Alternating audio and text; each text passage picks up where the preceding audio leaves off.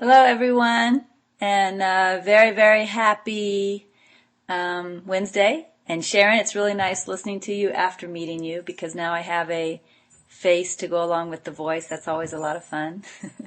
As you know, I loved you and I loved your husband. Your husband is a wonderful, wonderful man. There's just no doubt about that. So it was a wonderful week, and I enjoyed being with everyone. I am here to teach another type of getting to the root of what's going on underneath an upset. You know, the last week we were in here at the Abbey in Colorado, and a lot of people learned the attitudinal healing process, the 6-step process that Diedrich uses at Choose Again, which is a wonderful, wonderful process. It works well. I even tried it with my daughter on an upset she had Saturday morning, and it worked well. So my reason for being here and teaching a different process is not because I have any kind of a judgment against that process. My reason for teaching a different process is simply because we have a course that we teach in Awakening Together called True Discernment. And this other process was already written into that course. And right now I am certifying 5 people to teach that course. And I want to make sure that they are really, really clear on this process since they're going to be teaching it. And, you know, maybe even the fact that 4 out of those 5 just spent time at Choose Again creates a little bit of a challenge because we don't want to be confused between the 2 processes. We want to make sure that there's great clarity on this process that they'll be teaching. I do not believe one process is better than the other. I believe there are 2 ways to the same end. So I'm just here teaching the process that is a part of our True Discernment program because it's helpful now that at least those 5 people get very, very clear on this process. But also I will be posting this recording on the Minister Preparation Program website for those who are going through the program. So if they want more clarity on this process, which is called root cause inquiry, they can go and get additional instruction on it as well. It will be an optional audio on that website. And on top of that, I will post it on reginadonakers.com so that anybody who wants to listen to it there can listen to it there. So really this is for everyone. Now, Lynn is one of the people I am certifying, but this is typically Lynn's time off, Wednesdays from 10:30 Eastern Time to 12:30 Eastern Time is her time off. So, Lynn, I want you to go ahead and take your time off. You'll have the audio. You can play it in the room later during a quiet time. So, don't feel any obligation to hang around. Go and do whatever else you need to do. My primary intention for being here on Wednesdays is to give you some time off because I love you and everyone needs time to do other things. So please go ahead and take that time off. The process that I am going to teach today I call root cause inquiry. I am the one that named it, and this process arose in me. I didn't learn it anywhere, but I've used it extensively. If I was to give credit to where the idea came from, it came from my business life. In my business life, I used to teach a process which was much more involved and much more complicated. This is much simpler. But I used to teach a process in my business life that was developed by a Japanese man named Ishikawa, and it was called root cause analysis. And whenever there was a business problem, especially if it was something that seemed to continuously go wrong in a process, for instance, a product was always late, or a product always had a weakness in it, and we didn't know what the cause of the recurring problem was, we would use this tool called root cause inquiry, also known as the fishbone diagram, which is very complicated, and I'm not going to teach that now. But we would use that process in order to find the root cause of the recurring problem. Now, that's very, very similar to what we're doing here on the spiritual path. Whenever we get upset, again, as we all know, the Course says we're never upset for the reason we think. And whenever we get upset, we may think we're upset because she just said that, right? But the truth is that is not why we're upset. And the reason we continuously get upset, just like the reason a product continuously has a weakness in it, is because there is one root cause somewhere that has not been corrected. Once the root cause in the product is found and corrected, the part of the product that was always weak becomes always strong. And on the spiritual path, once the root cause is found and healed or forgiven or let go, the idea that was causing many, many upsets is no longer present, and as a result, many upsets disappear. There are many situations where once upon a time we would have become upset that now we simply aren't. So the general idea behind root cause inquiry is the same as the general idea behind root cause analysis in business.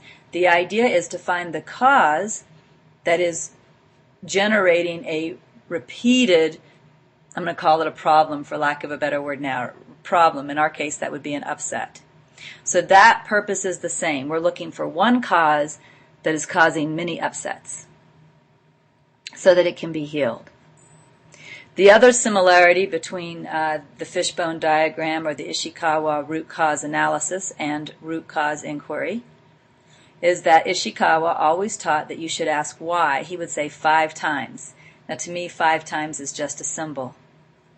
But we're going to be learning how to appropriately ask why until we get to a true inner aha. And I'm going to demonstrate that. In fact, I'm going to ask right now that anything in me that is not healed, anything in me that provides the opportunity for healing, I'm going to ask that that show up for all of us in this next 2 hours so that I can practice root cause inquiry live and demonstrate exactly how it works. What I would really like to see are opportunities in me that have not been seen before, and therefore the true cause of the upset is not yet known to me. And I would like to discover the true root cause right here with everyone watching so that they get a real good feel of how this process works. Amen. Jamie wants out, so one moment.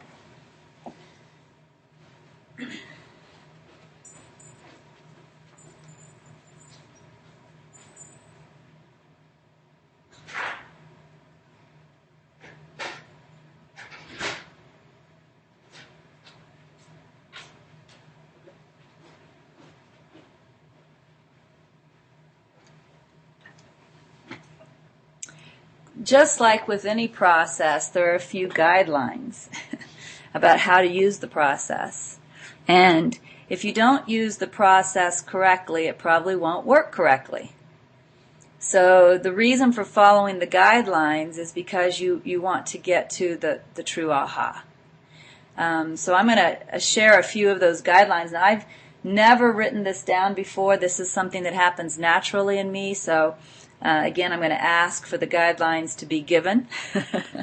This is not a prepared speech. And if there's a guideline that I realize later in the 2 hours as I'm demonstrating, I will add that guideline at that time. And if anybody wants to take notes, please feel free to take notes. So, again, the purpose of what I am calling root cause inquiry is to get to the root cause of an upset. And the assumption, which is actually more than an assumption, it's a truth. The assumption is that when I get to the root cause upset, that root cause upset is actually the cause of many upsets, not just this one. So that as it is healed, several upsets in my life will then disappear. It doesn't mean the circumstances will change. It means my getting upset about those circumstances will change. And maybe the circumstances will change too. That sometimes happens. But that's not the purpose. The purpose is to get to where I can be consistently at peace and never ever upset. In fact, as I say that, the first thing that's coming to my mind right now is today's quote by Krishnamurti. So I'm just running to Facebook real fast so I can pull that up. Or real slow, depending on the computer.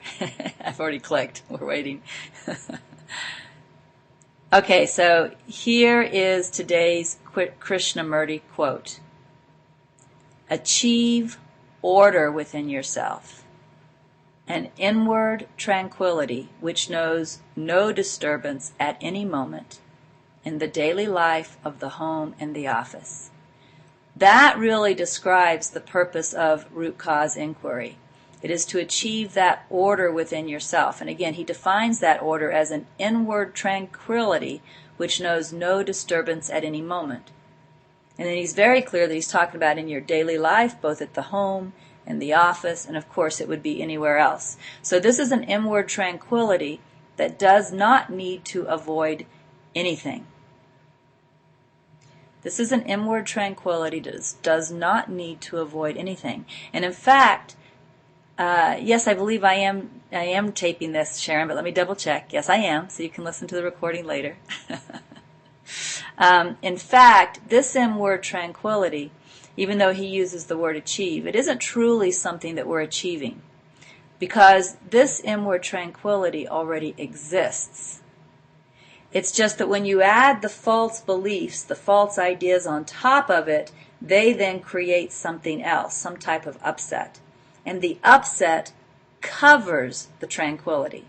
But the tranquility is always present. You know, just like the blue sky is always present, even when there's a hurricane, a tornado, a blizzard, you know, all types of storms, a thunderstorm. You know, if you go beyond the clouds, the blue sky, the peacefulness of the sky is actually completely untouched. It remains tranquil. It is always tranquil. Well, the same thing is true here. That tranquility exists. So we aren't really achieving the tranquility so much, as what we're doing is we're uncovering the cause of the different types of storms that we experience, or the different types of upsets that we experience. And we're letting that cause or those causes be healed. And when we do, then the storms go away and the tranquility is revealed. But again, it is a tranquility that is perfect. And by perfect, I mean it's not dependent on circumstances. I don't need the house to be quiet for me to be tranquil. I don't need my space to be tranquil. I don't need all of my friends around me to be tranquil. I don't need anything to go, quote, my way to be tranquil. The tranquility is because I let go of the cause of every possible upset. And Jamie wants in, so one moment.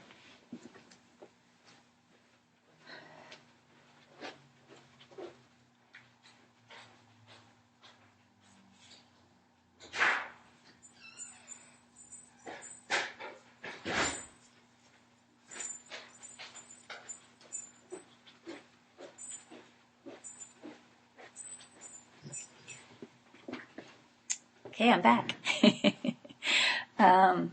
All right, so the guidelines.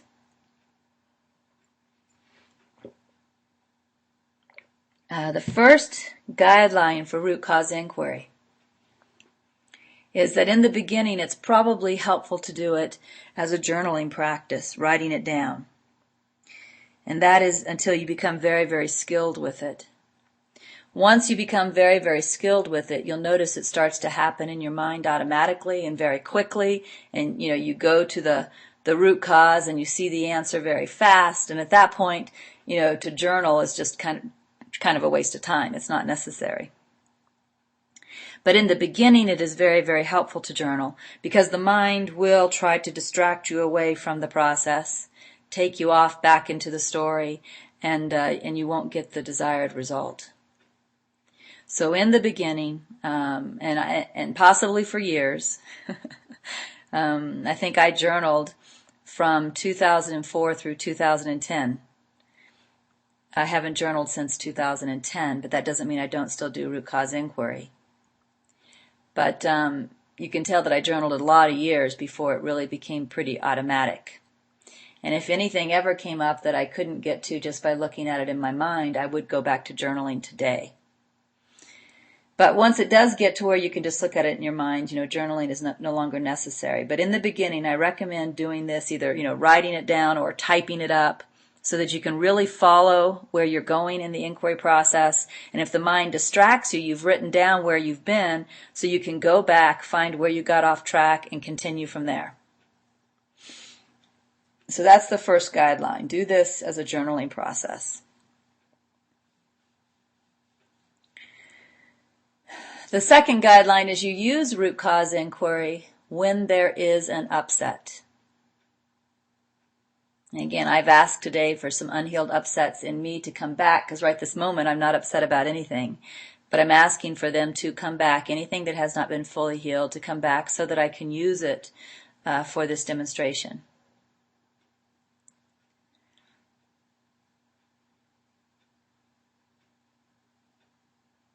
But typically when a person sets down to do root cause inquiry, it's because they know there is an upset.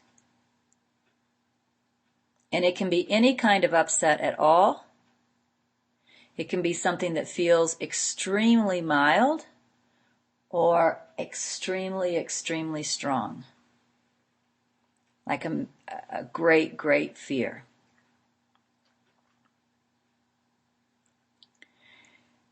The only thing is when it's extremely strong, you may not be able to do root cause inquiry in that moment.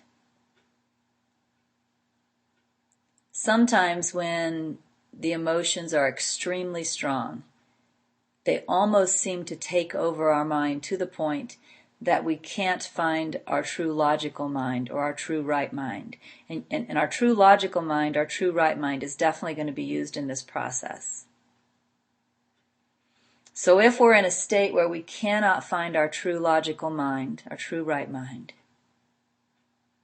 what I recommend during that period of time is practicing rest, accept, and trust until the upset passes enough that it's not also all-consuming.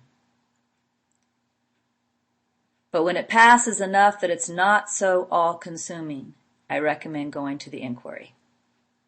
So what we aren't doing is just resting, accepting, and trusting, letting an emotion pass, and then saying, oh, thank God, I feel better now. Because if we haven't seen the root cause for the upset in the first place, it's gonna come back. So when it does pass, and every extreme emotion passes, no extreme emotion stays forever. When it does pass, we still want to go back and look at it and do the root cause inquiry. If the emotion is not extreme, if it's mild or medium, you can do the root cause inquiry while the emotion is present, and it will work perfectly. It's only in the extreme conditions you may find you can't do it at all. You don't have enough sanity to do it. So just wait until that passes, that stage passes, and then do it when you are not wholly insane. You need to be able to access your sanity. But again, the root cause inquiry process does start with an upset. And that upset could be any type of emotional upset at all. You could feel sad, depressed, angry. You could feel like you're hating, or you could feel hateful yourself. You could feel guilt. You could feel blame, like you're really blaming someone. You could feel that a situation is very, very unfair, that feeling of unfairness in you. You could feel like a victim. You could feel like a victimizer, like you've really, you've just manipulated someone, or you've been mean to someone, or, you have abused someone in some way. There's just a whole range of emotions that you can start with. Just anything at all that is not, perfect peace, joy, acceptance, love, right? You start with that. And again, it could be mild. And in fact, yesterday I had a very, very mild upset, so mild that if I wasn't paying attention to myself, I wouldn't even have seen it. But I had a very, very mild upset yesterday, and we'll start with that one today, and we'll look and see what the cause of that was. after I go through the guidelines as I remember them. Now, the first question typically is, generally, why am I experiencing this upset? Although when I ask the question, I don't ask the general question, I ask a specific question. But again, the guideline is, a general question because the upset will be different each time. So the guideline is, why am I experiencing this upset? So if I am experiencing anxiousness, I would ask, why am I feeling anxious? If I am experiencing a strong grievance against someone, just this, this strong grievance, I would ask, why am I experiencing this grievance? If I am experiencing a sense of unworthiness, I would ask, why do I feel unworthy? So the very first question starts with the emotion, which does mean I do need to tune into the upset first. I need to tune into the emotion. So if I really don't know, some people are not super in touch with their emotions. So if I really don't know my emotion, I might even need to start with a question prior to the first question. And that first question might be, how am I feeling? Or how does this make me feel? Something like that, right? So you want to get in touch with how you're feeling. And then you want to ask, why do I feel this way? Now typically, and this is a normal part of the process, so please do not avoid this, typically the very first answer is a repeat of the story. So if I feel upset because I heard you were talking about me behind my back, let's use that story. I feel upset. I know I'm upset because you were talking about me behind my back. And so first, maybe the first thing I need to do is, what kind of an upset is this? I need something specific, not general. So the first thing I might need to ask is, how do I really feel, that person was talking about me behind my back? And I might say anger. I feel angry. I'm really angry that he or she did that. Okay, now I am ready to start with the first question. Why does that make me feel angry? Or why am I angry? And typically when I ask, why am I angry, the first answer that comes up is the surface answer, because she or he was talking about me behind my back. And that is perfectly normal. That's exactly what you believe. You believe you're upset because of the situation. And so the situation is the first answer to the question. Do not avoid that. If you avoid that, you're actually avoiding your first level of belief. Your first level of belief is that you're upset because of the story, because of what's happening in the world. And you don't want to deny your first level of belief, not if we're going to do this process in an entirely honest way. So when you ask, why am I angry? And the answer comes, because he or she was talking about me, you write that down in your journal. That's your first level of belief. That's what you believe. But once the story comes out, we don't want to stay stuck in the story. If you then go off on a long paragraph of all the nice things you do for this person and how this person should appreciate you and blah, blah, blah, blah, blah, you are leaving the questioning process and getting into the story. So even though you may get a very brief answer about the story, and that is completely acceptable because that is your first level of belief, you do not want to run off on the story. One sentence, that's enough. This is what I believe. I believe I'm angry because he or she was talking bad about me. That's all you need. You don't need anything else. Don't go into the story. You've captured your first level of belief.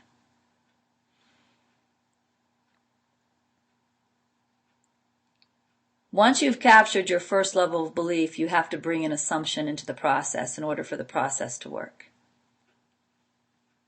The assumption is, if my mind was perfectly healed, nothing would upset me, not even this. Therefore, I'm not really upset because of this story. because he or she was talking bad about me. There's something else that I am not yet aware of. That's the assumption. So you do put the brief version of the story down. You recognize that's what I believe, but you also immediately recognize that is not true with this assumption. And again, the assumption that you must be willing to adopt is, if I had a perfectly healed mind, nothing would upset me. In other words, you're really accepting what Krishnamurti is saying. You are really accepting that there is an inward tranquility which knows no disturbance at any moment. Therefore, there has to be something here that's causing a disturbance, something other than the story, and you want to find what that something is. So again, you ask the question. The general question is, why am I upset? In my sample, the specific question is, why am I angry? The story comes out because that person is talking bad about me behind my back. And then immediately the assumption. The assumption is, if I had a healed mind, that would not bother me. Once the assumption is given, you then ask, so, why does that bother me? Why does it bother me that that person was talking bad about me? And when you ask this question, one thing you want to pay attention to is that you're not jumping up into the head. You don't want to jump up into your thinking mind. You do not want to jump up into your metaphysical learning mind. Like some people might jump into the conclusion right away, well, if I'm upset because she's talking about me, it must mean I talk about others. I don't want you doing anything in the head. Nothing. I want you to realize that you don't know why you're upset. If you knew why you're upset, you probably wouldn't even have become upset. You would have seen it too quickly. You don't know why you're upset. And you're going downward through the heart, through the emotion, through the feeling, through the wisdom, through all of that together. You're going downward within to find the true cause of the upset. So again, the assumption is that if I had a perfectly healed mind, nothing would upset me, not even this story. So then the question becomes, why does this upset me? What's the real reason? Why does it upset me? Why can't I, or you could ask, why can't I be happy with her talking about me? Why can't I be perfectly at peace with him talking about me? Right? That type of a question. Or you could ask, but why does that upset me? They're all the same question. And then when I look within, I might get an answer in words, or I might get in touch with another feeling. I might get in touch with the feeling, for example, that I feel unworthy. And I might see, when I see that feeling, I might see that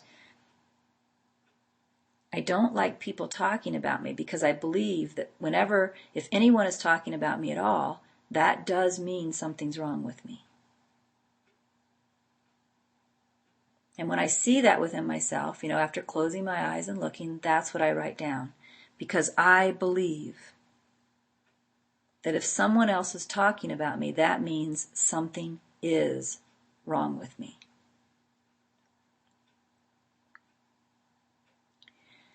Now,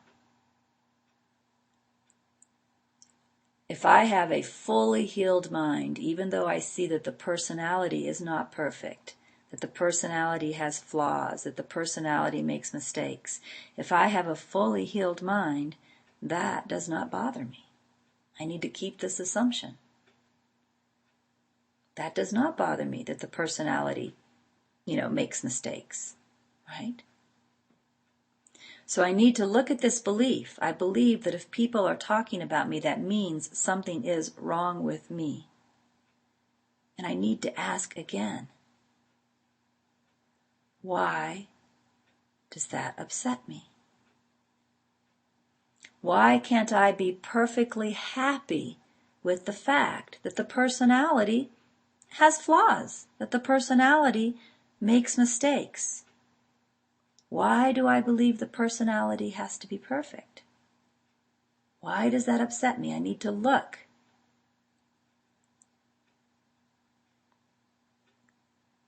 And if I look underneath that, probably what I'm going to find is that I believe I am inherently bad, even underneath the personality. There's whatever I am.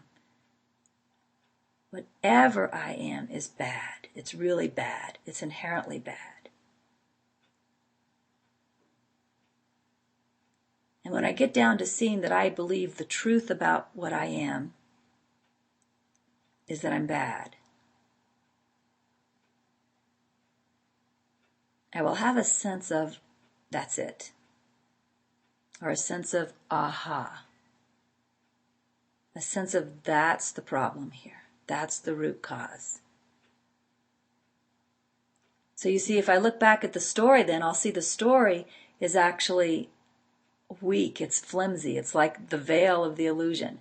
Like I'll look back up at the story where I wrote down on that first level of belief, I'm upset because she's talking about me, and now I'm not going to believe that anymore. And the reason I don't believe that anymore is because now I found the real reason I'm upset. And that's how you can tell you got to the real reason, is when you look back up at your first level of belief, you don't believe that anymore. That's not why you were upset, and you know it. You weren't upset because she was talking about you or he was talking about you. You're upset because you really do believe that you are bad, and this event triggered that belief.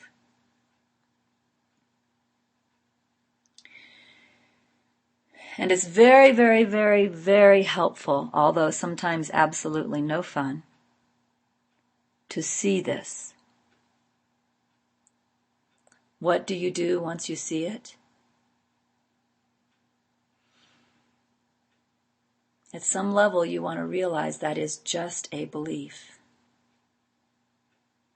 And it's the cause of your upset. One of the things I used to do, because it was such a strong belief, was I used to look at it and say, yes, it's true. I believe that. But I am willing to see differently. That's what I did with it. If you're a Byron Katie student, if you really love the Byron Katie process, you might start asking some of the questions from the work, like, am I absolutely certain that is true? Am I fully certain that is true under all circumstances? You may somehow question it. What you do with it once you discover it, if you're a Ramana Maharshi student, you might ask, who is the I that believes I'm bad?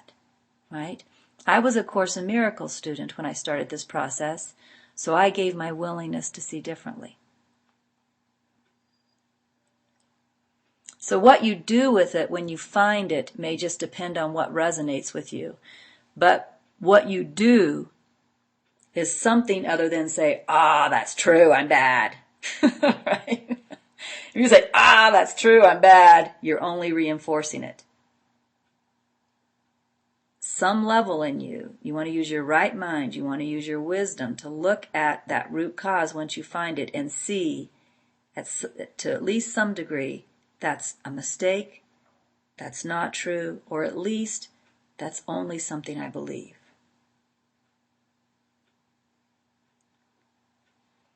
And when you do that, you are taking away giving it 100% of your belief. And when you take away giving it 100% of your belief, you are opening up for it to be undone.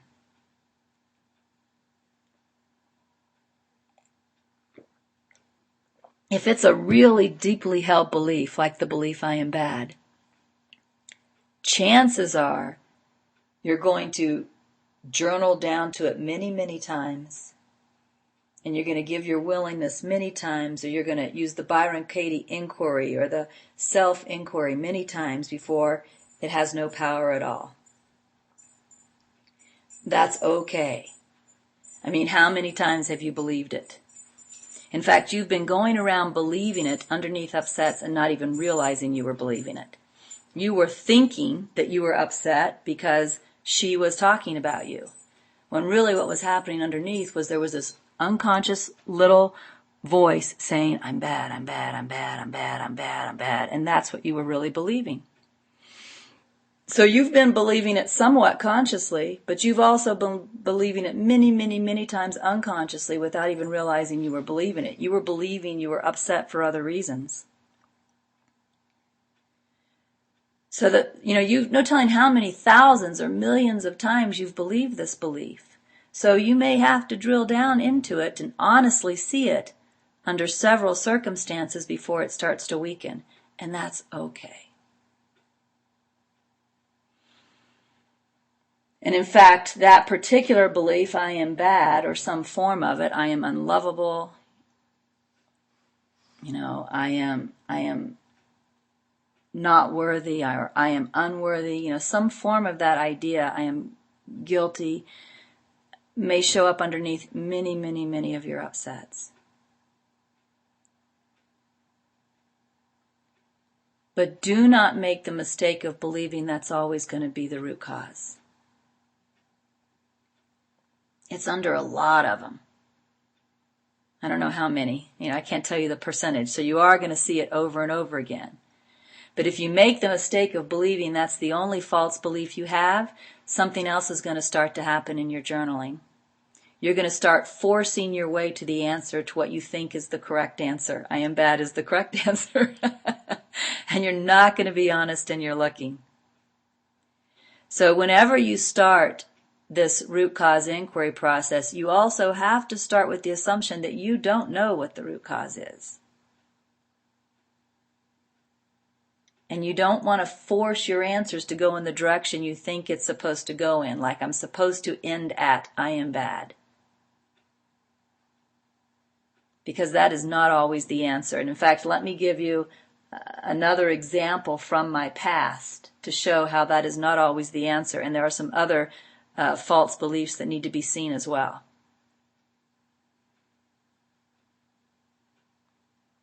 There was a time when I was very annoyed.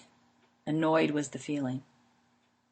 And I seemed to be annoyed because Laurent and another woman were at my house, and they were engaged in a conversation about New Age ideas. And I don't remember now what all the ideas were.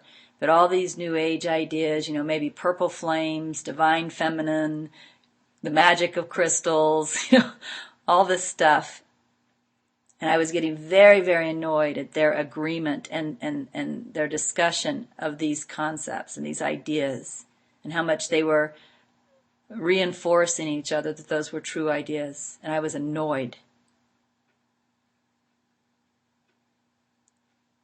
And in fact, at first I didn't do anything about it. Often an upset starts very mild, and if we would inquire into it right then, that would be wonderful. But often we don't. And so because we don't, it gets bigger and bigger and bigger. And that's what happened in this case. It got very, very big. And once it got big, it actually got so big that I couldn't inquire into it. Remember I said when it gets extreme, you go into extreme insanity, and you have no sanity at all with which to inquire. That's what happened in this case. I became so extremely annoyed and angry, and I hated them, right? I hated them, that I was so insane I could not inquire. So the first thing I had to do was move into the rest, accept, and trust process. I had to just be with this. I had to rest my mind so that I wasn't listening to the hate thoughts in my mind, the story in my mind. I had to rest my mind, and I had to remind myself that this will pass. I remember it got so dark that I literally thought I would never hear spirit again, never see sanity again, never feel willingness again. It got very, very big and very, very dark. And so I had to trust that the darkness would pass and I would feel willingness again. That the darkness would pass and I would be able to hear spirit again. I would be able to see into this. And I just had to wait. And in that particular case, if you've heard this story before, you know it. I waited for about a week. This was a big, big ego storm. But all extreme emotions pass. And at some point, it began to fade. And then I was able to, what I call, set down with spirit, but set down into the inquiry and look at it once it began to get weaker. And so again, the initial emotion was annoyance, but it turned into hate. And so by the time the inquiry began, the question was, why did I hate them? If I had started in the beginning, the question would have been, why do I feel annoyed? But because it got so big, the question became, why did I hate them?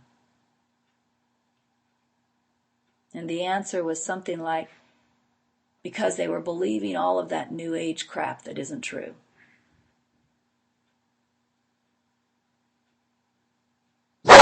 It does sound like somebody's trying to get into my house. Jamie hears it too. But it might just be Ivan, her boyfriend, the dog. He tries to get in the house sometimes. But if I have to leave because somebody came into my house, I'll let you know. So the very first answer was the story, the first level of belief. The first level of belief was because they're believing all of this new age crap that isn't true, right? That was my belief of why I was upset. Now again, I have to go into the assumption that if I had a perfectly healed mind, this would not upset me. So then I have to ask the question, but why does this upset me? Why does it upset me that they're agreeing on some new age ideas that I don't believe in? And the next answer became, I'm scared. And I could tell immediately I was getting somewhere. And so then I had to ask, what am I scared of? Or if I want to stay with the whys, because some people like rules and they want to stay with the whys, because this is a why drilling down, and the question would be, why does this scare me? They're really both the same question. What am I scared of? Or why does this scare me? And the next answer that came was because I am afraid that the truth is not true. In other words, I am afraid that everything I've been learning from A Course in Miracles, everything that I wrote as the scribe of NTI, I'm afraid that's crap. I'm afraid that the truth is not true. And when I saw that, I felt that. That was a very core fear. And again, I know I hit the aha. I know I hit the root cause, the root belief, the root cause of this upset. Because when I look back at the original story that I had written down just 2 lines above, that I hate them because they're talking about all this new age crap, I now realize that's not at all why I hated them. That has nothing to do with why I was hating them all week. I hated them because I'm afraid that the truth is not true. I'm afraid that I'm believing a lie, that I'm wishing for a lie, that I'm betting my whole life, right? Because by this time I'd left my job, I'm betting my whole life on a lie, and that scares me. Now what do I do with that?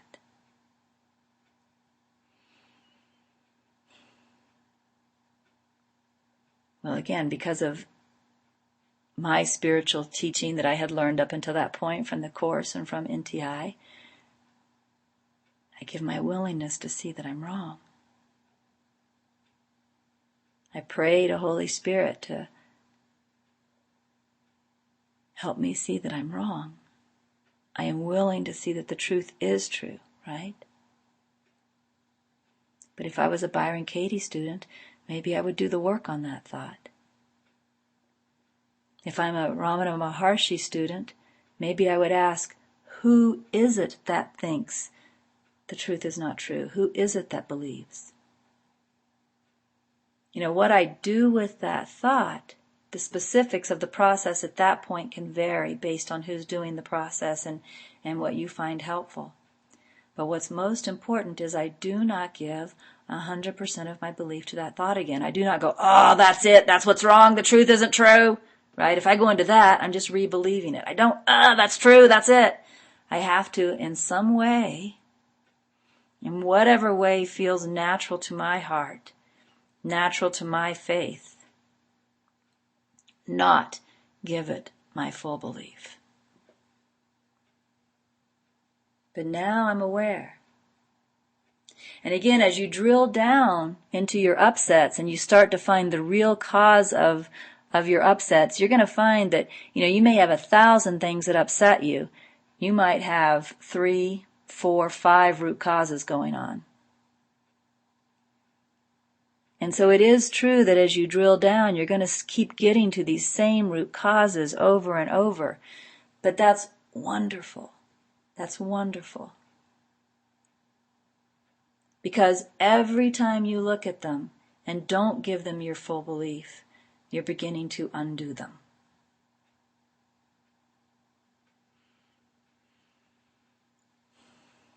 So, I'm going to put on my glasses. I can't see what people are typing because I've been talking without my glasses.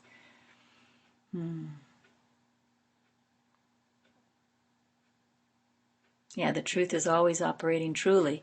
And so just your looking and not giving it your full belief is shining some light on it, and the belief is beginning to be undone.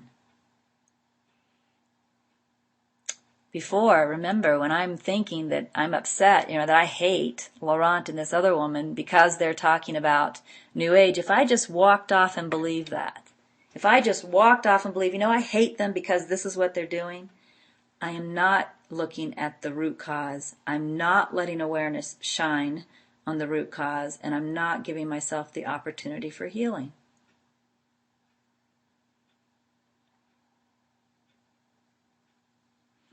But when I do that drill down process, and I look at it and I go, that's it. And again, I know it's it because I can test it. I can look back up at the story and say, yeah, that's not why I was upset.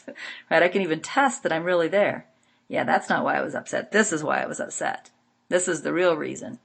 Then looking at it and then either inquiring into it or giving my willingness to see differently something, I'm allowing light to shine it away. Whenever you believe the first level of belief, you're holding on to the root cause and continually reinforcing it and believing it. When you go below the first level of belief and get all the way down to the root cause and see it and go, aha, that's why I was upset. Then you're giving it the opportunity to heal. You're shining healing light on it. So it is important to go down and see the root cause. Whether you do it through the choose again process or whether you do it through this root cause inquiry process that I'm teaching, that isn't as important. What's important is that you get to it, that you get to the true belief underneath. That's what's important.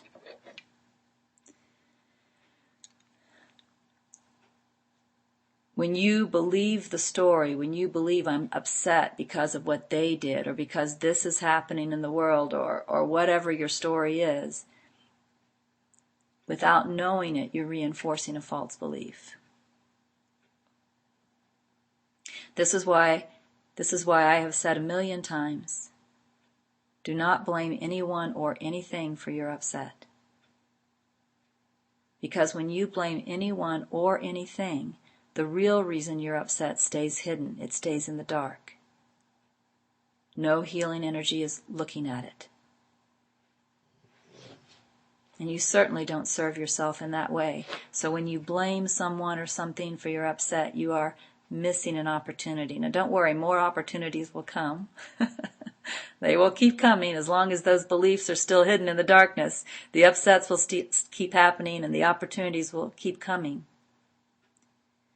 But if you can train yourself In fact, I had this rule. This is how I trained myself. I had a rule, and maybe we should add this to the guidelines. If you took notes on the guidelines, you could add this at the top of the guidelines. This is an assumption you start with.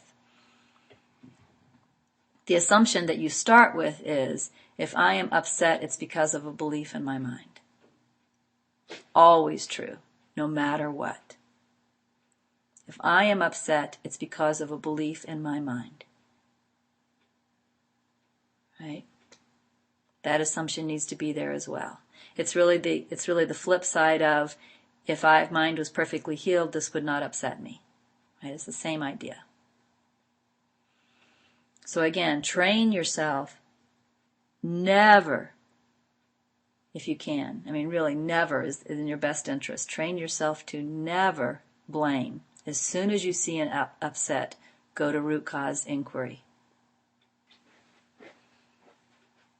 Okay, we all remember Paul Harvey's, or maybe y'all don't. I shouldn't assume y'all remember. Probably many of you remember Paul Harvey's The Rest of the Story.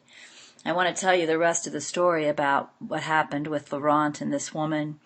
When I at first thought I was upset because they were talking about New Age stuff. And then I discovered that it was really the fear that the truth was not true. In that particular case, what happened when I discovered that I was really upset because I believed the truth is not true, I believed that very deeply. It was a very big fear for me. So then what happened was the fear came back again really, really strong. Only instead of being experienced as annoyance or hate, it was experienced as fear, because now it had been uncovered as a fear. And I ended up having to spend more time laying on the sofa. If you've heard me tell this story before, you know that I laid on the sofa with my tongue hanging out. That's the way I describe it, because the fear was so big and so all-consuming. But as I laid there on the sofa, resting, accepting, and trusting with the root cause in mind, now no longer believing a story, I was able to lay there now, trusting that this would pass and that I would see truly. And that's exactly what happened in this particular case. That fear that the truth is not true, by the end of that experience, went away and has never come back. So when I saw that that was the cause of my upset, the fear became exposed, and then I practiced rest, accept, and trust with the fear. And then the fear left, and I've never felt that again. So sometimes getting to the root cause once and seeing it once, it will be healed. Once is all it takes.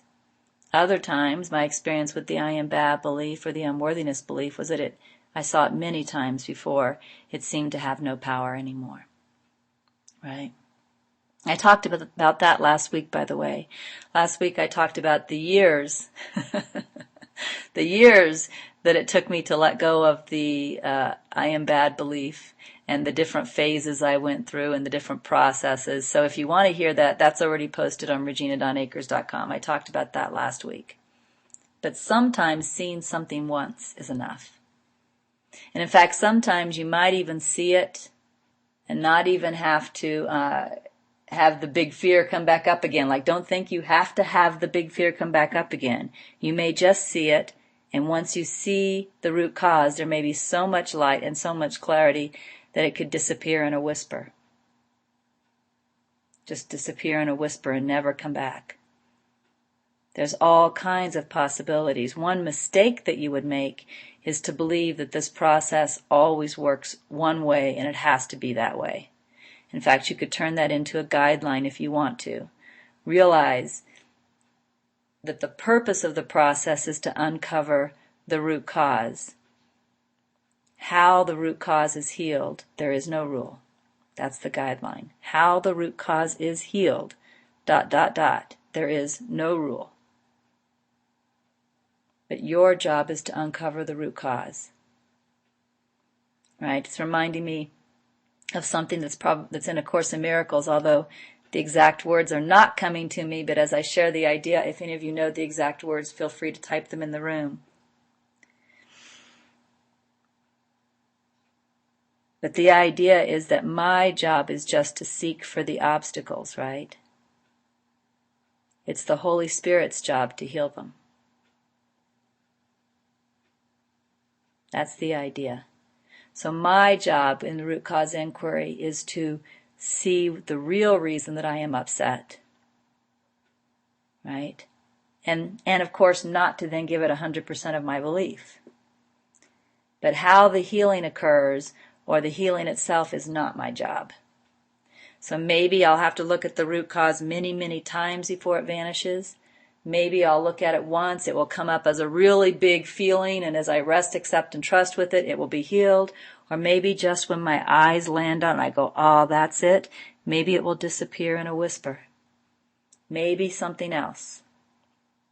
In effect, that's none of my business. My job is to find the root cause, the root belief, the real reason I'm upset, and then not give it 100% of my belief again, in whatever way is helpful. Again, that could be, I see, that's why I was upset. I could admit my belief. Yes, it is true. I believe that. And then I could say, but I am willing to be wrong. I am willing to see differently. I could move into Byron Katie's The Work and question it. I could use self-inquiry. Who is the I that believes this thought? That doesn't matter.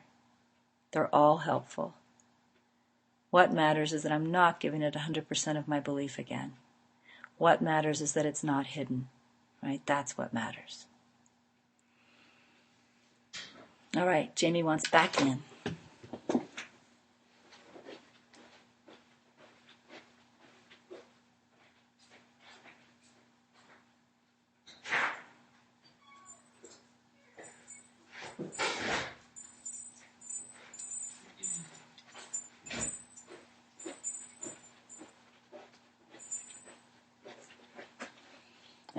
Another teaching that I often share that really is connected to this teaching is what I call the loop of experience.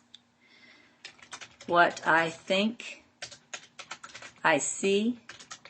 What I see, I experience.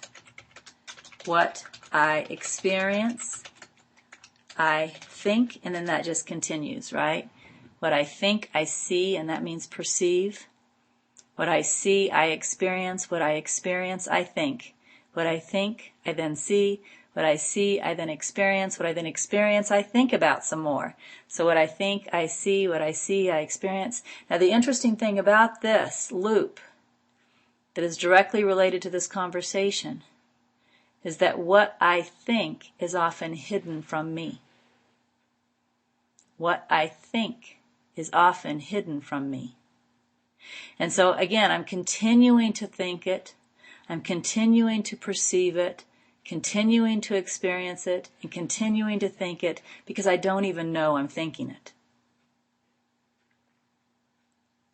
And root cause inquiry helps me see that I'm thinking it.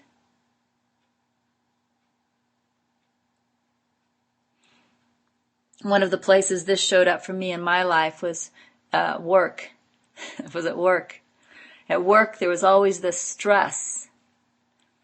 This stress because you needed to get the projects done on time. You needed to get the projects done well. The bosses needed to be pleased. And many people just accept that as natural. That's natural. It's natural to want to get things done on time, to things want to be done well. In fact, people would say that's even good. If you didn't want to get things done on time and didn't want to get things done well, something is wrong with you. So it's good that you have that. It's good that that's a part of your personality. You want to get things done on time. You want to get things done well. That's good. But actually, this is one of the first things that I practiced root cause inquiry. I started practicing root cause inquiry on my stress at work. And this is one of the places that I found over and over and over again that I feared, that I believed that I was the most unworthy scum on the planet. That's how I experienced it, that I was the most unworthy scum on the planet. Everybody else had some kind of education, some kind of talent. Everybody else deserved to be here, here in this workplace at this level of job, right? Everybody else deserved to be here, but I somehow had faked my way up the path. I wasn't as good as everybody else, and at any moment they were all going to find out. And so the reason I wanted to get my projects done on time and the reason I wanted to get my projects done well is because it was my mask. And that's why I felt a stress. You see, it wasn't really about just wanting to do my best. I had to do my best or everyone else was going to discover that I was the lowest scum on the planet. And so what I didn't know is for years and years and years, right? My entire adult career, probably school as well, although I don't remember specifically, but certainly my entire adult career, when I was just telling myself I was just being responsible, I just wanted to do a good job, what was underneath that was that I feared I was the lowest scum on earth. And I was reinforcing it over and over and over again in a perfectly socially acceptable way by trying to be successful. So we have no idea what we're thinking if we aren't looking, because the surface thought, the first level belief, I'm just trying to do a good job, is not true. So this is the purpose of root cause inquiry. What is it that I'm thinking? What is it that I'm putting through that loop again and again and again? What I think, I see. What I see, I experience. What I experience, I think. What is it that I'm conditioned to believe repeatedly and perceive and experience repeatedly that I'm not even seeing because I don't know all of the stories that it's underneath? I wasn't going around consciously thinking, I'm the most unworthy scum on the planet. That was not a part of my conscious thought process. My conscious thought process was, I'm successful, I'm smart, I live in the right town, my daughter goes to the best school, right?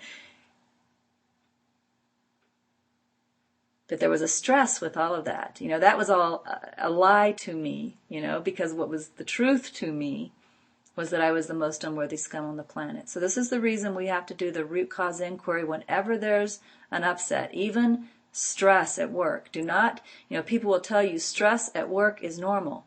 That is not true. Stress at work means there's a hidden belief at work in my thinking. That's what stress means. In fact, if we go back and look at the Krishnamurti quote for the day, remember Krishnamurti said, achieve order within yourself, an inward tranquility which knows no disturbance at any moment in the daily life of the home and the office. You see? So Krishnamurti is not saying stress at work is normal. Krishnamurti is saying, achieve order within yourself, an inward tranquility which knows no disturbance at any moment in the daily life of the home and the office. And again, the root cause inquiry is a way to find out what are the obstacles, what are the beliefs that are in the way of having this unshakable inward tranquility. So we really can't accept that it is normal to feel stress at work. We can't accept that it is normal for parents to worry about their children. We can't accept that it's normal to feel great distress when our spouse dies. All of these things that most humans would say is normal, these are upsets. These are not an inward tranquility which knows no disturbance at any moment. And so every one of these are an opportunity to uncover a false belief that I have been believing again and again and again, and therefore it continues to be a part of my experience in a myriad of ways.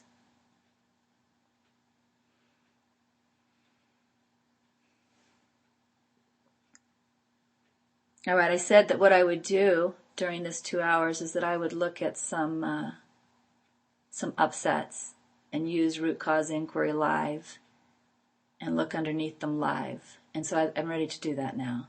I think you guys get the gist of the process and you understand, what's behind it, why we're doing it. So let me demonstrate it. Yesterday I had what appeared to be a very, very tiny upset. Not a big deal, lasted a few seconds, went away. But if I was to sit here now and tell you I know the cause of that little upset that lasted a few seconds and went away, I'd be lying. And because I don't know the cause of it, it can come back. And maybe next time it won't be little. Maybe next time it won't be short, right? Because there's something there. So why don't we go in and look at it together?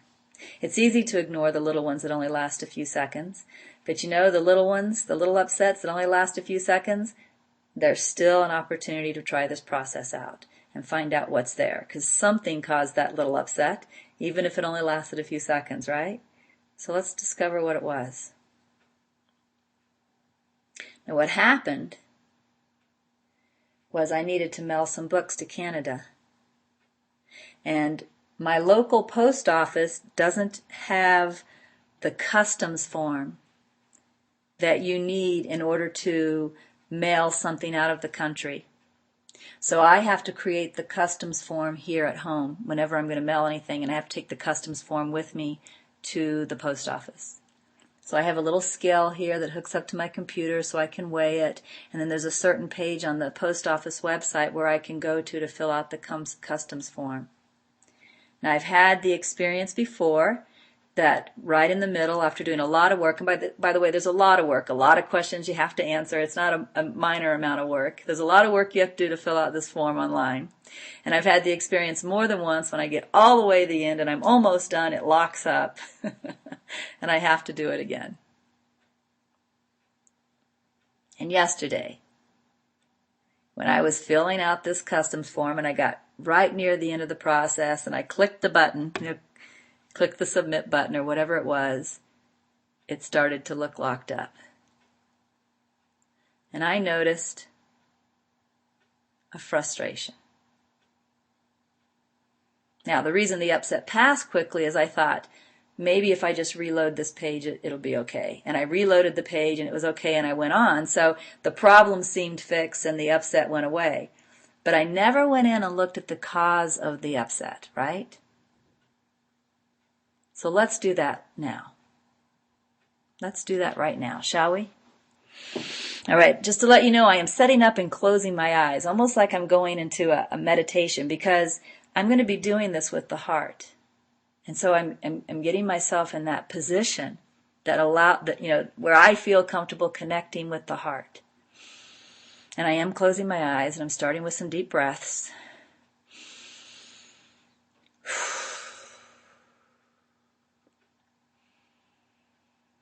Okay, so why did I feel frustration? And the first answer that comes is because I had a lot to do. I didn't have a lot of time. And now this system seemed to be locking up on me again. I didn't want to have to start all over. I had a lot to do, and I didn't have a lot of time. Okay, well, that seems to be the story. That seems to be the first level of belief. The first level of belief is I had a lot to do, and I didn't have a lot of time. All right, so that's why I was upset. A lot to do, and I don't have a lot of time. Now, if the mind is perfectly healed, the fact that there's a lot to do and not a lot of time and a possible apparent obstacle here where some rework is going to have to be done, that's not upsetting to a perfectly healed mind. So I assume that is not the real reason I was upset. I accept that there's another reason I was upset that I am not aware of. And with that in mind, I ask, so why did that upset me? And the answer that is coming is that there was a fear that I was going to disappoint and anger others. The others, of course, being the ones who are waiting for the books and waiting for all of the other work that I have to do that I haven't gotten to yet. So there was a fear that I was going to disappoint and anger others.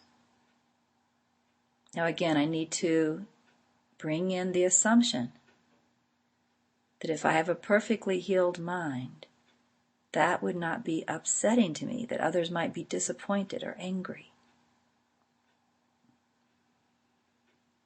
So I have to ask, why is that upsetting me? And the next answer that comes is there's a concern about what they think of me.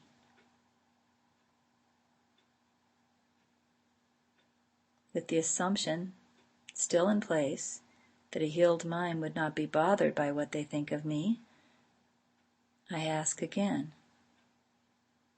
why does that upset me? And what I still find within this little shred, there's still that thought that I'm not good enough.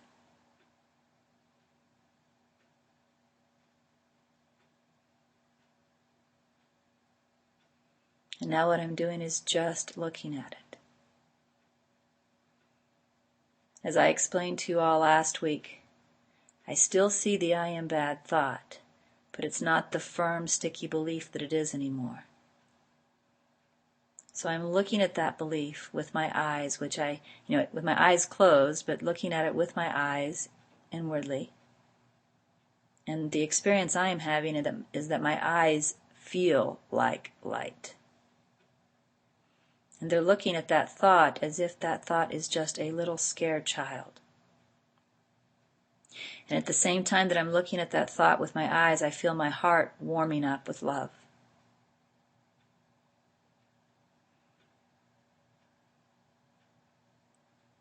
And I feel my heart embracing that thought.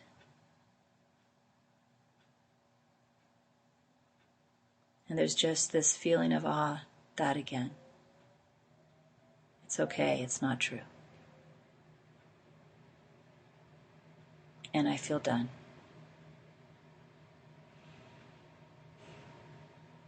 And when I look back at the original thought that I was annoyed because the website was locking up, I had a lot to do and not a lot of time, I see that that's not true. I see that's not why I was upset.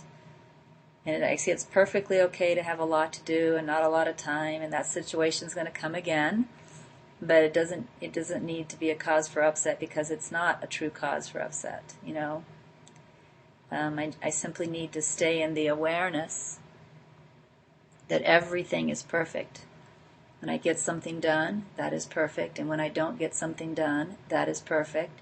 And I don't need to understand how it's perfect, right? I feel released from this. So again, the Krishnamurti quote today, achieve order within yourself, an inward tranquility which knows no disturbance at any moment in the daily life of the home and the office. Now, I'm not saying this thought is gone forever. How could I possibly know that? I'll know it's gone forever when forever passes and it never came back. But what I do know is I went and looked at it today, and today I feel free. I feel my entire body feels free and loving, and it feels like light.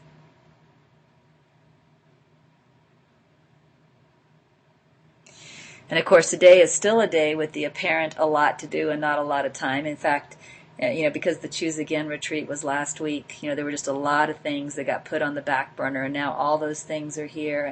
And my attitude towards those things right now is just one thing at a time. Just one thing at a time. I don't feel any stress about that.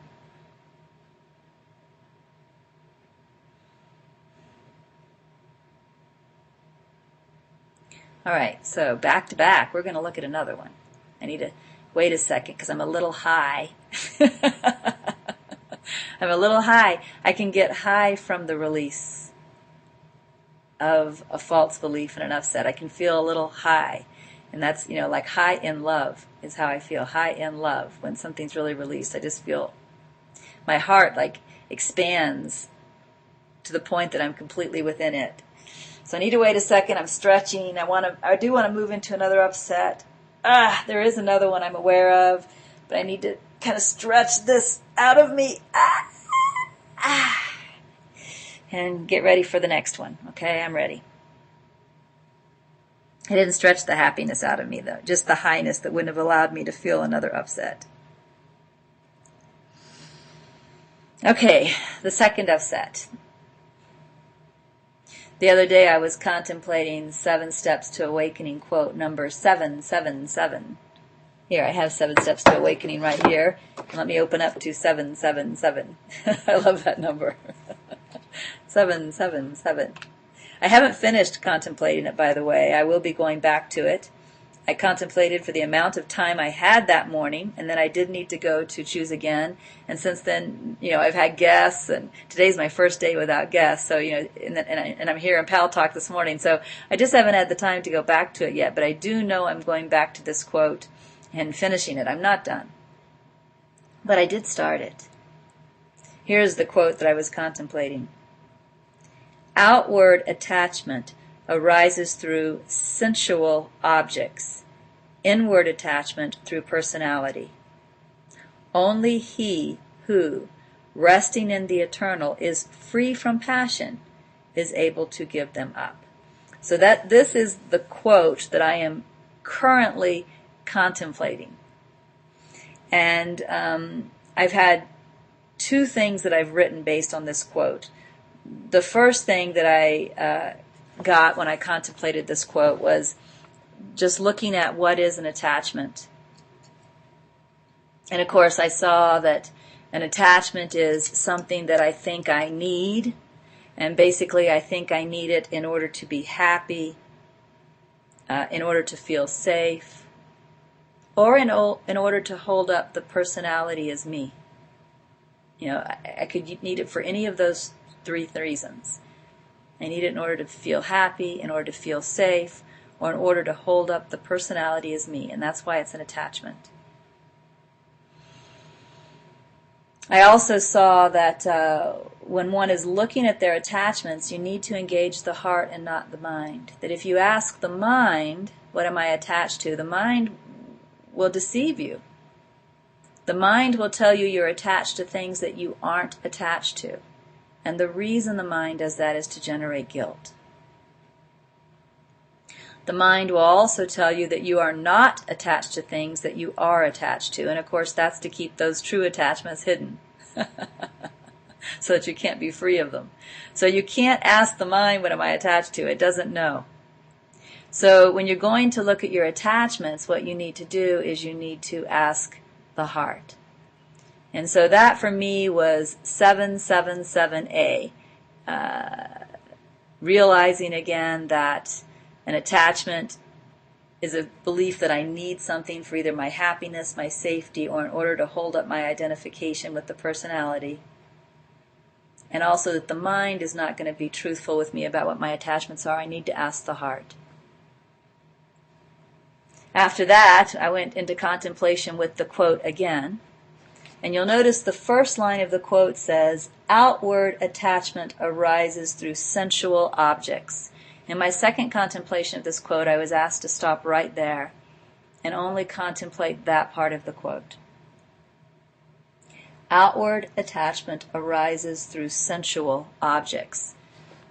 Well, sensual objects for me meant the 5 senses: smell, feel, taste, hear, see. And what I felt guided to do was to write down those senses and then ask the heart, what related to these senses am I attached to? And the first thing that I wrote down was smell. And when I asked the body, related to the sense of smell, what is something I'm attached to? When I asked the heart, did I say ask the body? You'll see why in a moment if I said the body. It has to do with the body. When I asked the heart, what related to the sense of smell am I attached to, the heart told me, I am attached to having a clean body whenever I'm around other bodies. Now, I have already done the root inquiry on this one, so I can tell you what happened here, because I've already done this one. When I looked at this one, and I asked, why do I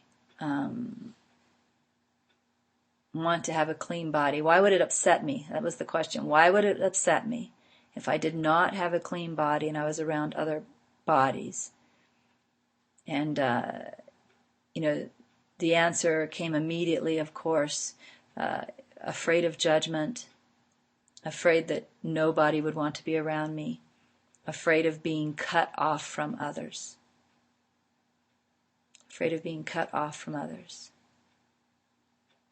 And of course, if you ask, if you assume that the enlightened person doesn't mind being cut off from others, the enlightened person doesn't mind if everyone rejects him or her, and the enlightened person can be perfectly happy, completely alone, I then have to ask, why would that bother me?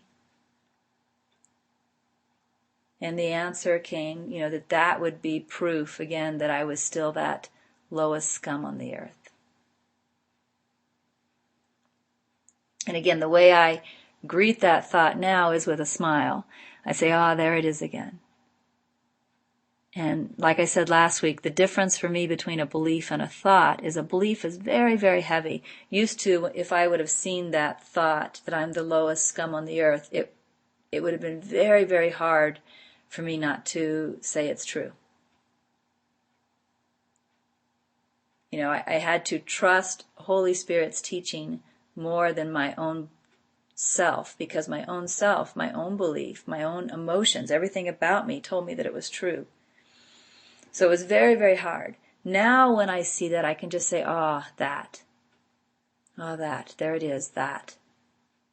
And in this case, I literally gave my willingness that if a situation comes up where for some reason I cannot be clean, right now I don't feel any guilt guidance to force myself not to be clean around other people. I was telling David that he was here with me when I was contemplating. I said, guilt would say, now I can't take a shower. I have to be willing to be around other people stinky or I'm bad. But see, that's still the I'm bad thought.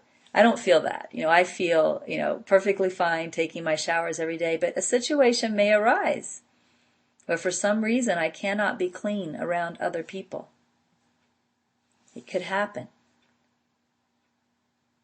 And I am absolutely willing for that if it happens. And when it does, if that thought is there, if I feel that guilt, if I feel that unworthiness, I intend to just keep my eyes on it. My eyes, remember, are light. I'm not going to run and hide and try to avoid. I've already made this decision within myself. So you can tell I did not give the thought my belief. Now going back to my contemplation of the quote, once I wrote down smell, I wrote down feel. And I asked the heart, what has something to do with feeling that that is an attachment for me? And the answer came, a comfortable body temperature. Not too hot when sleeping and not too cold ever. So if I am too hot while sleeping, that causes some level of upset. Frustration is what I experience. Frustration that it's too hot. And if I get really, really cold and I can't get warm, I experience, I'm going to call it resistance. Resistance, a judgment, like an unwillingness to accept this as okay. It is not okay to be cold. Now, I did do an inquiry on the cold part, and that's because an opportunity arose. shortly, within a day or two after doing this contemplation, it got cold here in May, which it hasn't done since I've lived here, but it got cold here. And Jamie wanted to go outside. I can't use the word because she'll perk right up. She wanted to go outside on a leash and move around the neighborhood. Here, I can type the word. She wanted to go for right there. She wanted to do that. I can't even spell the word. She knows the spelling. But she wanted to do that. And it was cold and I didn't want to. And I noticed that resistance. I really did not want to take her in the cold. And I had just done a inquiry which pointed out to me that, I don't like to be cold, that I have an attachment to having a comfortable body temperature, so I knew to go ahead and inquire into that. And so I asked because what I felt was resistance. That was the feeling. That was the upset. That's the way I would label it. So what I asked was, why do I resist being cold? And the first answer that came is I like to be comfortable. Again, the first answer is the first level of belief, right? So the first level of belief is that I like to be comfortable. But I have to go with the assumption that if I had a perfectly healed mind, having a perfect body temperature all of the time, if things got too hot or too cold, it would not upset me. So I have to ask again, why does not being comfortable upset me? And the next answer that came actually surprised me. And lots of times when you're doing this inquiry, honestly, you'll get to answers that surprise you because you're seeing hidden beliefs, right? So the next answer that came was, I want to resist not feeling comfortable. I really knew I was getting somewhere when I saw that. I want to resist. So the next question I asked was, why do I want to resist? And the answer that came was, that's a part of how I hold on to believing I'm this. This meaning this body, this person. That's a part of how I hold on to believing I'm this. Now, to be honest, that's not anything different than the contemplation said. It's just kind of getting at it from the other direction. But remember, when I was contemplating 777, we're looking at attachments. And remember, the first thing I was guided to do in 777A, my first contemplation of the quote, was ask, what is an attachment? And I saw that an attachment is feeling I need something. I need it for my happiness, for my safety, or in order to hold on to my identification. And that's exactly where I got with the root cause inquiry. So now I've seen that twice. I've seen twice. Because when I asked the heart, what am I attached to, as regarding feeling, it said a comfortable body temperature. And then within a couple days, I have a frustration or a resistance arise. I have a resistance arise. I inquire into the resistance, and where do I get? The same place. Now, this is something a week ago I didn't know. A week ago, I could not have sat here and told you that the reason I like a comfortable body temperature, the reason I don't like to be too hot when I sleep, or the reason I don't like to be too cold ever, is because I'm trying to hold on to myself. Now, maybe at an intellectual level, except I don't play the intellectual game, to be honest. But if I did play the intellectual game, I've certainly read stuff like that. So maybe at the intellectual level, if I was into, just spouting out what I'd read somewhere, maybe I could have gotten to that. But I don't actually play the intellectual game, and since I don't, that wouldn't have happened with me. But a week ago, I was not aware of that. That's my point. A week ago, when I got frustrated in the night because I got too hot and I kicked the blankets off and I couldn't sleep, I thought I just didn't like being too hot when I sleep. And when I didn't want to go out and be cold, be uncomfortable in the cold. I prefer to stay in when it's warm. I thought I just didn't like the cold. Now, what I know, thanks to both contemplation and root cause inquiry, they worked together, I know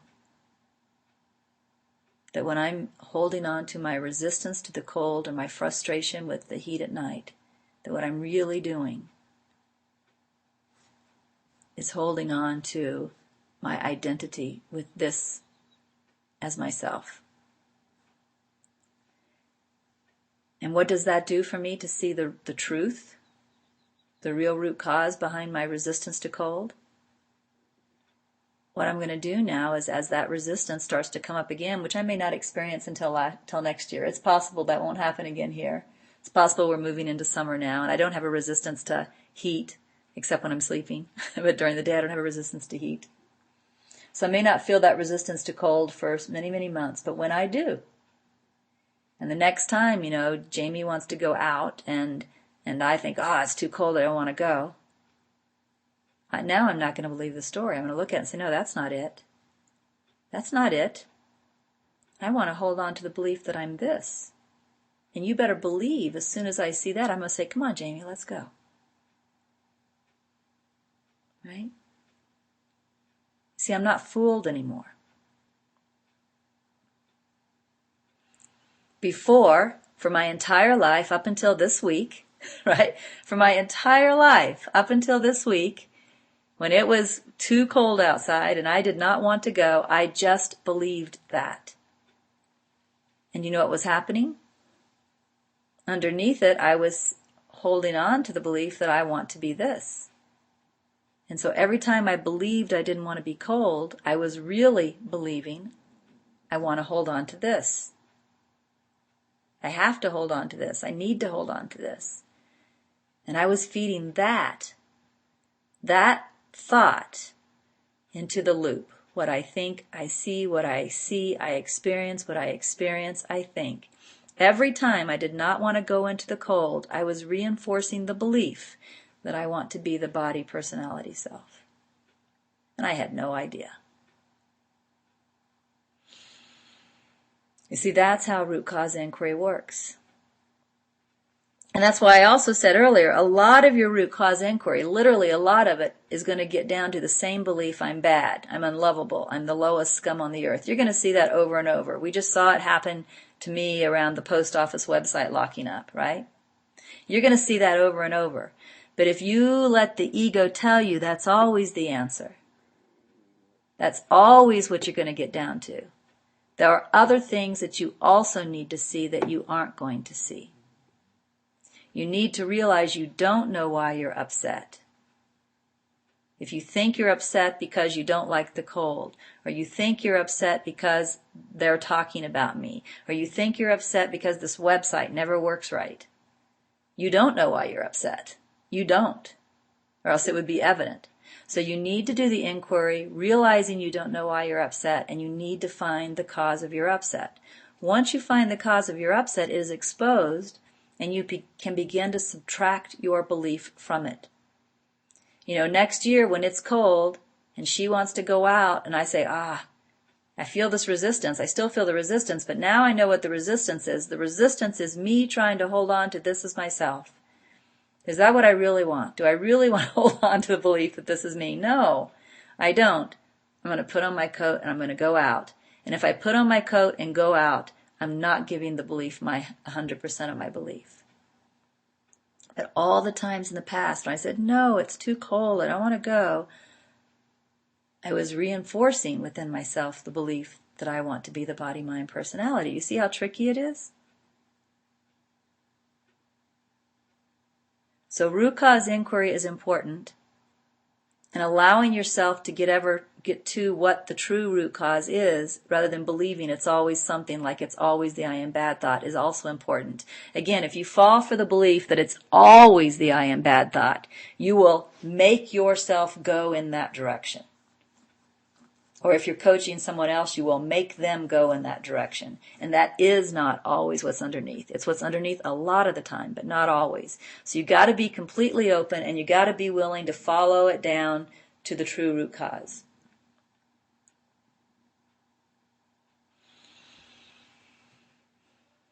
Okay, I'm thirsty.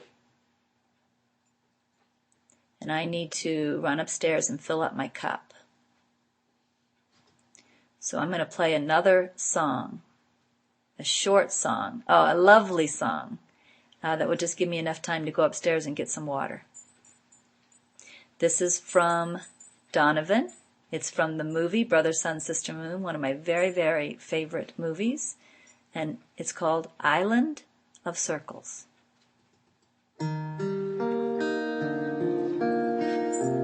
Birds are singing sweet and low from the trees that gently grow by the silver rivers flow on this lovely day. To the meadow there go I to wander as the butterfly. How the flowers please my eye on this lovely day. I wish it could be always. Life is easy on such a day.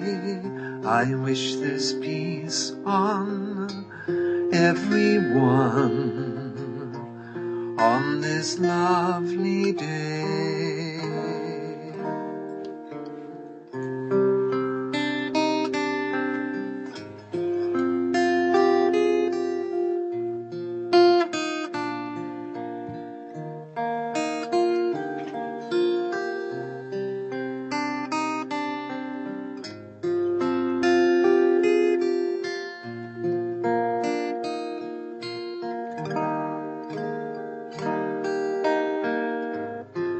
I wish it could be always.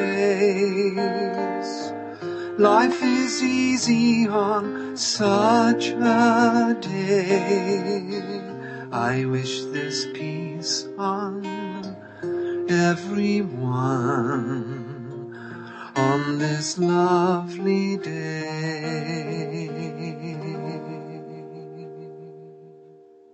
Okay, lovely. Love that song. It's a wonderful song. All right.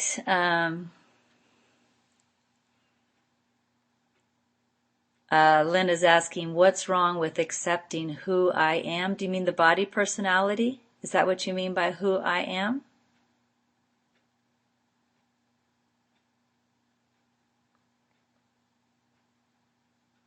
Oh, the cold.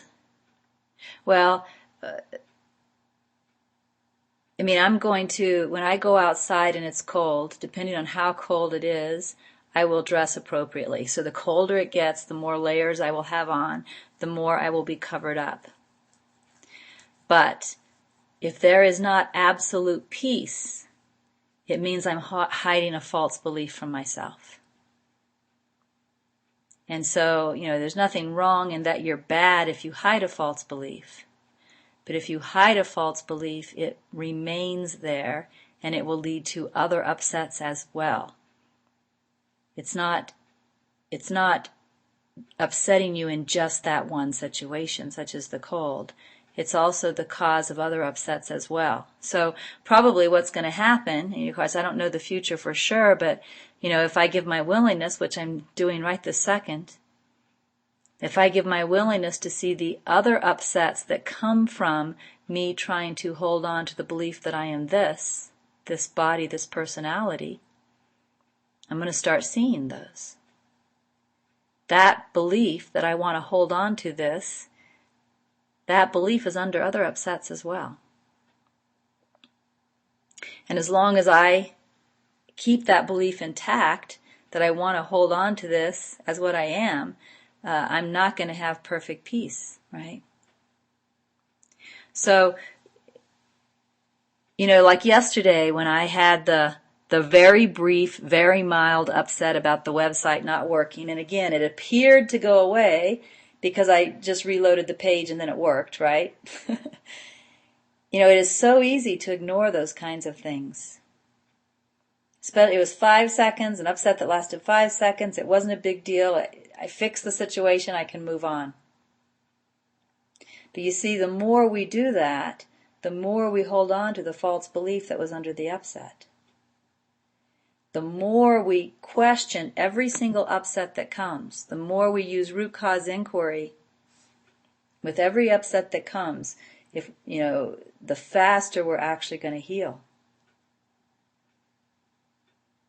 In fact, I would say that is the primary reason people do not heal, is they believe they are upset because. I'm upset because you talked bad about me. I'm upset because you said rude things to me. I'm upset because my children are drug addicts and I didn't want them to be. I'm upset because my husband is having an affair. I'm upset because my poor little doggy got hurt. I'm upset because. And, everybody else will tell you, yep, those are valid reasons for being upset, and we believe it. And we don't look. We don't look to see why we're really upset. And so the hidden beliefs are alive and strong.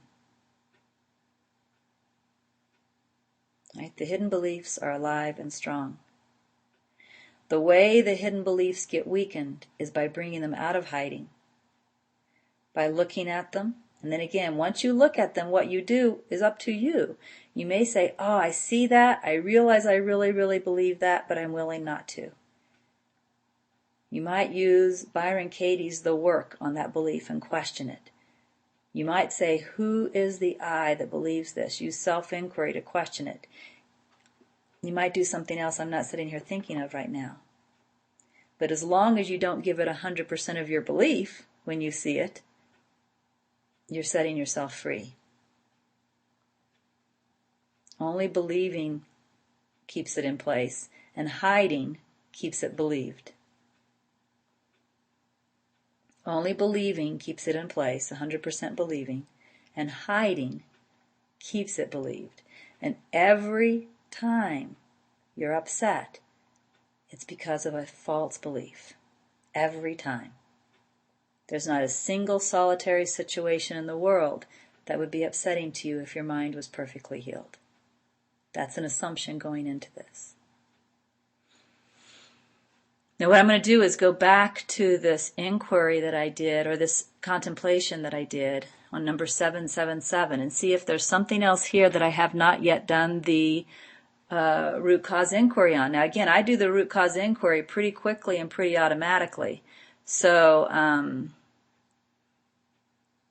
even these new things, I may have already inquired into them, but maybe not. Maybe there's one here I haven't. So let's look. So the smell, when I said, what am I attached to regarding smell? It was the clean body, right? And we saw that was related to still that thought, I'm the lowest scum on the planet. When I asked, what am I attached to regarding feeling? It was a comfortable body temperature. And I saw that resistance that I feel when I'm cold, that is related to me wanting to hold on to the belief that I am this body personality. That's really important to see. I'm glad I saw it a week ago. I didn't know that, and trust me, I'm going to treat cold differently from now on. I have no desire to continue to reinforce that belief. Okay, now taste. I asked, what am I attached to regarding taste? And remember again, I asked the heart. And the heart said, nothing. And it's funny because the mind would have told me chocolate. The mind would have said, oh, you're attached to chocolate. But the heart said that's not true. The heart or the intuition said if there was no chocolate, you would easily accept that. You would just say, okay, I don't need chocolate. So that's not really an attachment. You like chocolate, but you wouldn't get upset if it wasn't available. So see, the heart knows better than the mind. So then I asked for hearing. What am I attached to regarding hearing? And there was literally nothing. The heart said that if I lost my hearing, if I became deaf, I would be fine. That would not be upsetting for me. So then I asked, what about seeing? And the heart said, if I lost my sight, that would be upsetting to me. I do have attachments. And it told me that I'm attached to the beauty of the world. And I'm attached to the beauty of my daughter's face. And that and I can feel that, I feel sad. I can feel the truth of that. If I became blind, and I could not look out on the mountains, could not look out at the flowers, out at the birds, out at the sky, right? I would miss that. And I can also feel that if I could not ever look at my daughter's face again, I would miss that. So I'm feeling right now I should pick one, and the one I feel to pick is my daughter's face. So we're going to find out why the idea of not ever seeing my daughter's face again makes me sad. All right? So, why does this idea make me sad? And the first answer that comes is I love my daughter's face. Now remember, the first answer that comes is the first level of false belief. It's not the truth. I have to go with the assumption that if I had a perfectly healed mind and my sight went away, that I would be able to be perfectly happy, never seeing my daughter's face again. And I accept that. So the next question then becomes, why would this upset me? If I could never see it again, why would this upset me? And when I look within, the only thing that is coming right now is the word loss.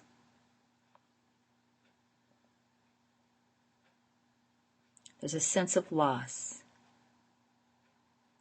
a sense of something being taken away.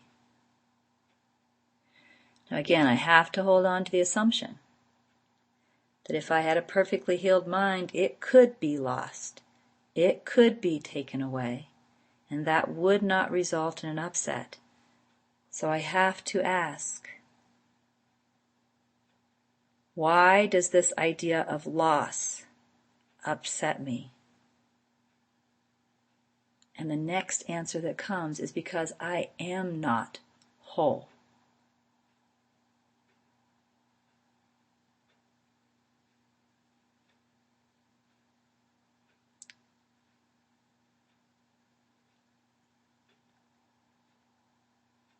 I'm just being with that answer a little longer to see what that means. I am not whole.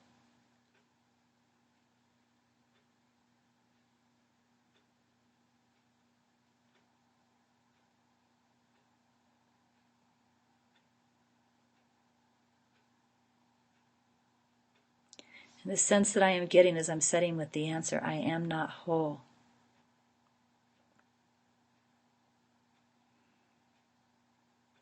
is the sense that I am somehow carved out of reality. The sense that if you take from the skin down, that is what I am.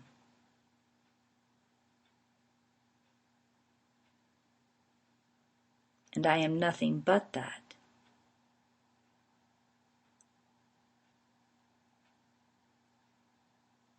And that by itself is not everything. There are other things that are a part of everything. And I'm not whole if I'm not able to either be or experience everything. I'm not whole.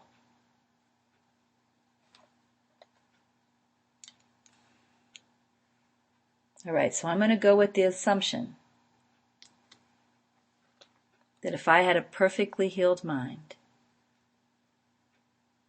I could be deaf, blind, completely alone, have no experience of the outside at all,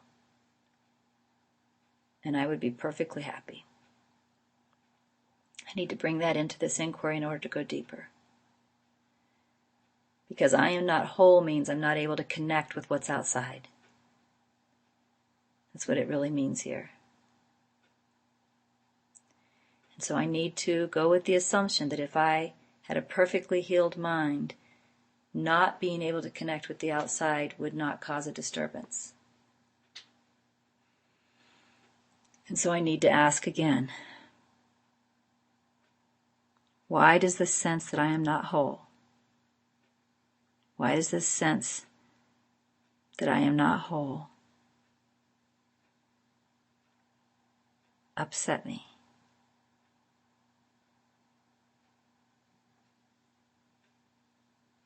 And the answer that is coming up is lonely. Lonely.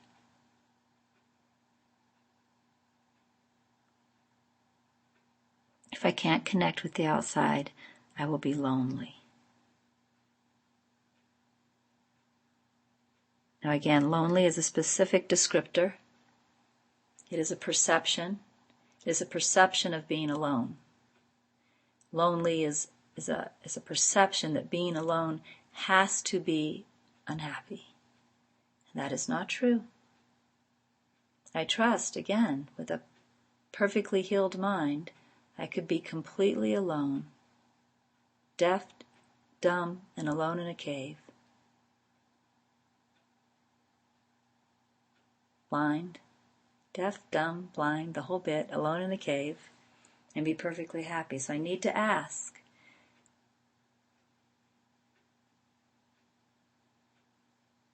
I'm looking at the word lonely. And the question that's coming up for me, the best way to continue is, why lonely? Like, why not just alone? Why lonely? Why lonely? Why is the perception lonely? And I'm getting no connection.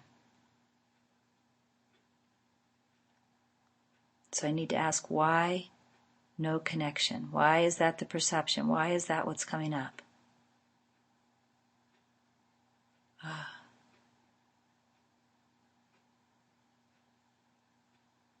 And the answer that came is, there is a belief that beingness by itself is not enough. Now that I feel all over me. There is a belief that beingness by itself is not enough. And many of you probably have seen this belief. If there are not things to do, if there are not people to be with, right, then I can't be happy. I need something to do. I need people to be with, right? We have a belief that beingness by itself will not make us happy. Beingness by itself is not enough.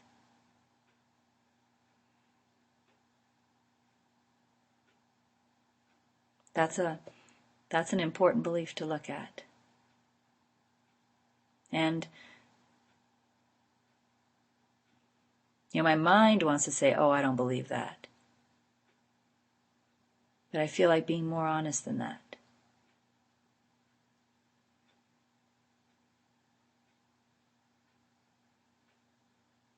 And so I think what I'm going to do with that, again, what you do when you get down to your false belief is up to you. What feels right for you.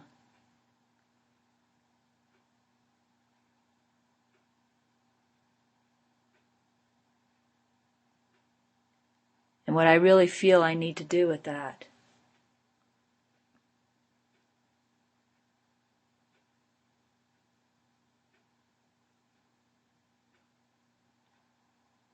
is that I need to make sure that whenever there is a time of doing nothing that arises in my life, I need to make sure I'm not turning on the TV or turning on the iPad or finding something to fill the time. I need to trust that the universe will bring me the opportunities to just be and do nothing else. And when those opportunities come, I need to make sure I'm embracing them. Because only through being alone will I fully embrace and realize that being alone is enough, that it is whole. If every time an opportunity to just be comes, if I feel it by turning on the TV, by grabbing the iPad, I'm still going to have this false belief. Remember, it's a false belief. I'm still going to have this false belief underneath that being alone isn't enough. And again, I don't want to hold on to any false beliefs. Any false belief is going to lead to an upset. But for me, it's more important than that. I want the truth. I want the truth. I want to know the truth, be the truth, is the truth, only truth. And I won't get there if I hold on to false beliefs. So I'm making a commitment to myself right now that I'm going to be alert to when the universe is giving me an opportunity just to be, whether it's 5 minutes, 30 minutes, 5 hours, and I am not going to fill it with stuff.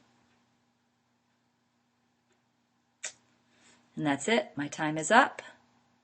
I am releasing the mic for Christopher.